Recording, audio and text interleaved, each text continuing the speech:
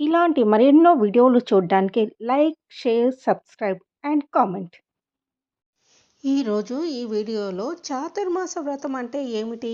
చాతుర్మాస వ్రతము ఎప్పటి నుంచి ఎప్పటి వరకు పాటించాలి? ఈ వ్రతం ఎవరు చేయాలి? ఈ వ్రత నియమాలు విశిష్టలేమిటి? సన్యాసులు ఈ సమయంలో పొలిమేర దాటకూడదని అంటారు. ఎందుకనే విషయాలు తెలుసుకుందాము. హిందూ పంచాంగం ప్రకారము ప్రతి ఏడాది ఆషాఢ మాసం శుక్లపక్షంలోని ఏకాదశి తిథిలో చాతుర్మాస వ్రతము ప్రారంభమవుతుంది. ఈ సమయంలో శ్రీ మహావిష్ణువు యోగ నిద్రలోనికి వెళ్తాడు. ఈ కాలంలో శుభకార్యాలను వాయిదా వేస్తారు. జూలై 17వ తేదీ బుధవారం నాడు దేవశయని ఏకాదశి రోజున చాతుర్మాసం ప్రారంభం అవుతుంది. ఈ ఏకాదశి రోజు నుంచి శ్రీ మహావిష్ణువు యోగ నిద్రలోకి వెళ్తాడు. ఈ సమయం నుంచి చాతుర్మాస వ్రతాన్ని ప్రారంభించవచ్చు. శయన ఏకాదశి నాడు యోగ నిద్రలోనికి వెళ్ళిన శ్రీ మహావిష్ణువు 4 నెలల పాటు పాతాళ లోకంలోని బలిచక్రవర్తి వద్ద ఉండి కార్తీక పౌర్ణమి ఉద్దాన ఏకాదశి రోజున గరుడ వాహనంపై వచ్చి భక్తులందరికీ దర్శనమిస్తాడని పండితులు చెబుతారు.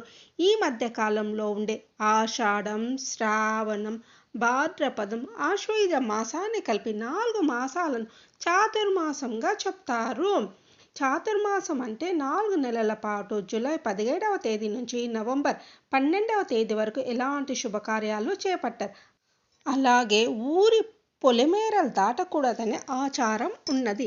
శయన ఏకాదశి నుంచి కార్తీక శుద్ధ ద్వాదశి వరకు గృహస్థులు, వానప్రస్థులు, సన్యాసులు ఈ వ్రతాన్ని పాటించే సాంప్రదాయం ఉంది. ప్రస్తుత కాలంలో సన్యాసులు ఈ దీక్షను కొనసాగిస్తున్నారు. అరుదుగా గృహస్థులు కూడా ఈ దీక్షలో ఉంటున్నారు. ఒక్క పూట భోజనము, బ్రహ్మచర్యము, భూతల శయనము వంటి నియమాలు పాటించాల్సి ఉంటుంది.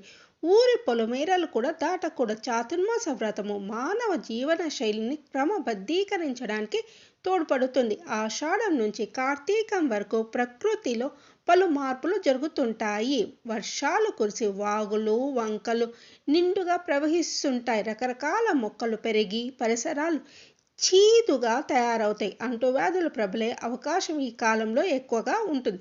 అందుకే పరిసరాల మార్పు వల్ల కలిగే సమస్యలను నివారించడానికి గ్రామ పొలిమేరలు దాటకూడదని శాస్త్రం నిర్దేశించింది. ఆధ్యాత్మిక సాధన కొనసాగిస్తూ ఆరోగ్యాన్ని కాపాడుకునేందుకు చాతుర్మాస వ్రతము ఏర్పాటు చేశారని పెద్దలు చెప్తారు. సన్యాసులు ఈ 4 నెలలు ఒకే చోట దీక్షగా వ్రతం ఆచరిస్తారు. కఠిన నియమాలు పాటిస్తూ ధ్యాన నిమగ్నులై ఉంటారు. ఈ చాతుర్మాస దీక్షను సాధారణంగా ప్రతి ఏడాది 4 నెలల పాటు జరుపుకుంటారు.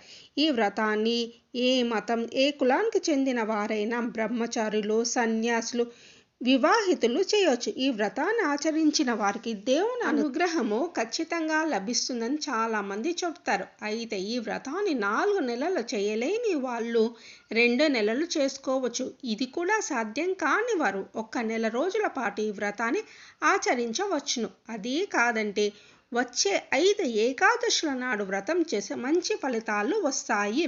చాతుర్మాస కాలంలో వివాహాలు, కొత్త ఇంట్లోకి ప్రవేశించడంతో పాటు 16 రకాల శుభకార్యాలను నిషేధించబడ్డాయి. ఈ 4 నెలల పాటు నీలం లేదా నలుపు రంగు దుస్తులను ధరించకూడదు.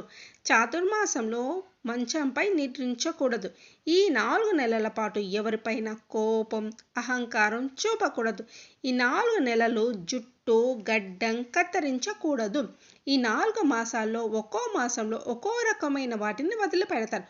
మొదటి నెలలో కూరలు, 2వ నెలలో పెరుగు, 3వ నెలలో పాలు, 4వ నెలలో ద్విదళ రెండాకులుండే వాటితో చేసే ఆకుకూరలను వదిలిపెడతారు. ఈ మొత్తం వ్రతం అయ్యే వరకు నిమ్మ పండ్లు, అలసందలు, ముల్లంగి, గుమ్మడికాయ, చెరుకు గడలు తినకూడదని శాస్త్రం చెప్తున్నది.